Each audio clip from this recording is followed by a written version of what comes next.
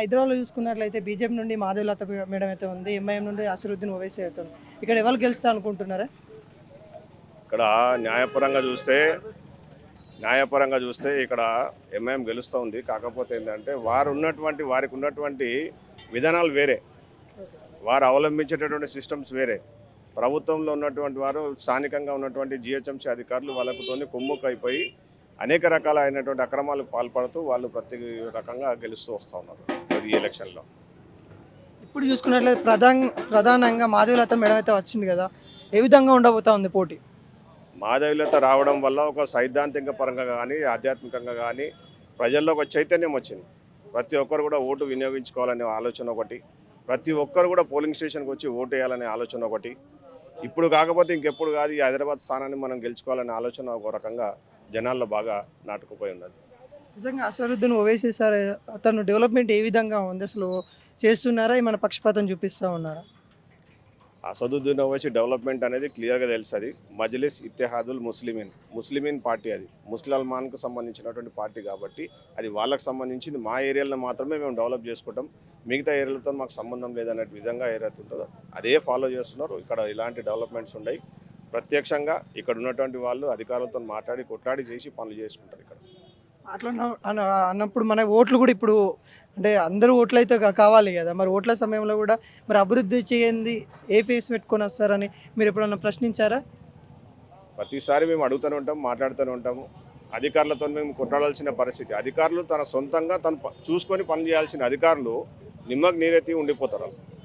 మేము అడగంగా మీరు కొట్లాడంగా కూడా వాళ్ళు అభివృద్ధికి ఇక్కడ నిధులు కేటాయించకపోవడం, మేము స్వతహాగా మేము సొంత బలంతో ఇక్కడ పనులు చేయించుకుంటూ ఉంటాం. ఇక్కడ నిజంగా ఇక్కడ చూసుకున్నట్లయితే మనకి ఇక్కడ కొద్దిగా చెదారంతో కానీ లేకుంటే ఉన్నాయని కొంతమంది చెప్తా ఉన్నారు. నిజంగా అలానే ఉన్నాయా లేకుంటే ఏమన్నా మంచిగా ఉన్నాయంటారు?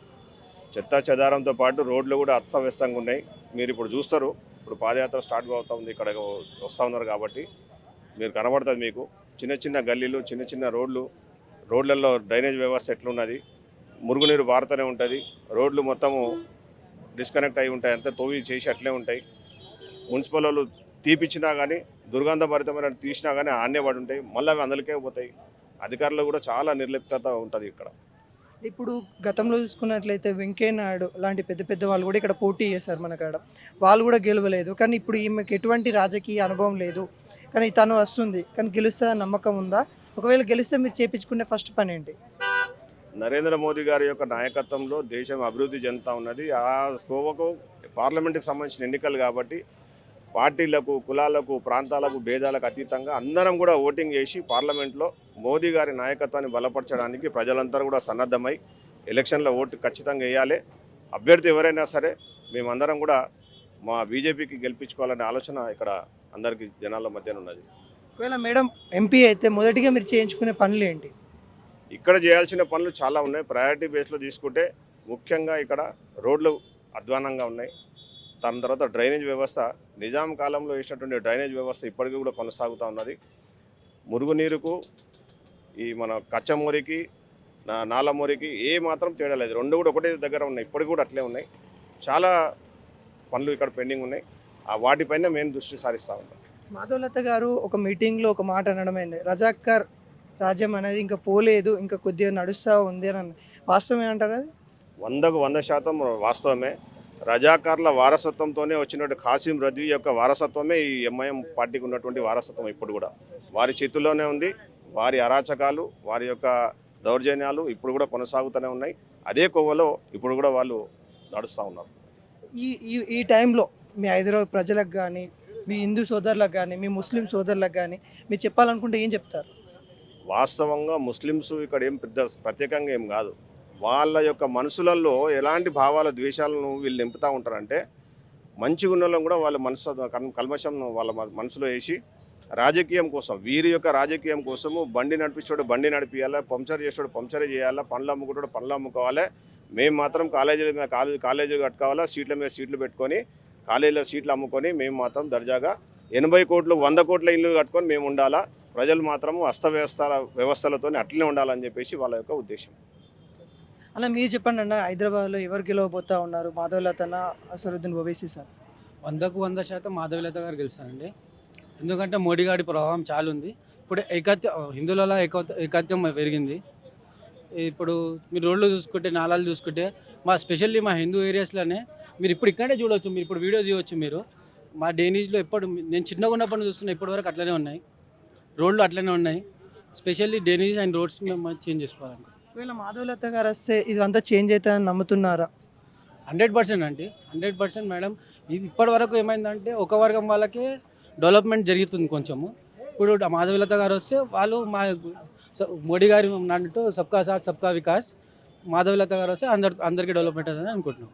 ఎంఐఎం పార్టీ లీడర్స్ కానీ అసదుద్దీన్ ఓవైసీ కానీ ఒక సందర్భంలో ఏమన్నారంటే, మేము మతం ఏం చూడము, మా ప్రజలు ఎవరైతే ఉన్నారో హిందూ సోదరులను అందరికీ సమానంగా చూస్తామని చెప్తారు. కానీ ఇక్కడ మీరైతే భిన్నత్వంగా చెప్తా ఉన్నారు. ఏది వాస్తవం అని చెప్తారు? సార్ వాళ్ళు చెప్పినట్టు మీరు చూడవచ్చు. మీకు వాస్తవం మీకు కళ్ళకి కనిపిస్తుంది. ఇక్కడ చూస్తే ఇక్కడ రోడ్స్ కానీ, మనం ఇప్పుడు ఏదైతే ప్రజెంట్ ఏరియా అలియాబాద్ మార్కెట్ ఏరియాలోనే రోడ్ ఇలా ఉందంటే లోపల బస్సులలో ఎట్లా ఉంది రోడ్డు, మీరు అది చేయవచ్చు. మీరు అనలైజ్ చేయవచ్చు.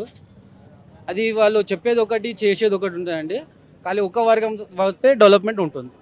మాధవలతని కొంతమంది ఫేక్, మేడం ఫేక్, ఓన్లీ మాటలే ఉన్నాయి అని కొంతమంది అంటూ ఉన్నారు. అది ఏది వాస్తవం అని అంటారు?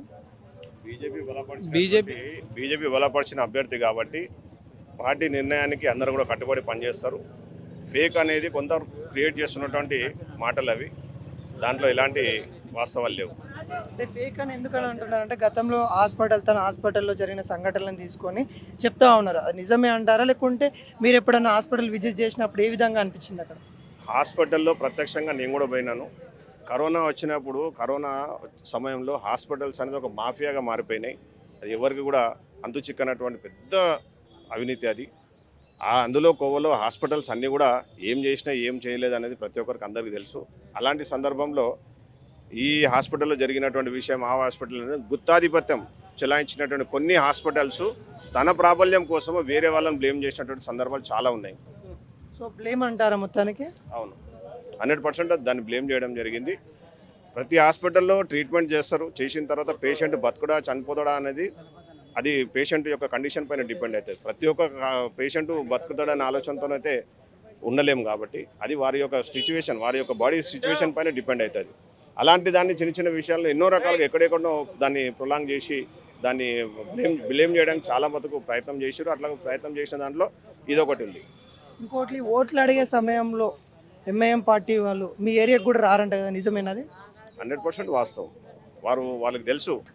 ఎందుకంటే మీ ఓట్లు వద్దు, మీ ఏరియాకు ఓట్లు వద్దు, మీ ఏరియాతో డెవలప్మెంట్ కూడా వద్దు, మా ఓట్లు మేము వేసుకుంటాం, మా ఏరియాలో మేము డెవలప్మెంట్ చేసుకుంటాం అనే విధంగా ఉంటుంది. రాజ్యాంగ స్ఫూర్తికి పూర్తి విరుద్ధమైనటువంటి విధానాలకు పాల్పడుతుంది ఎంఐఎం పార్టీ.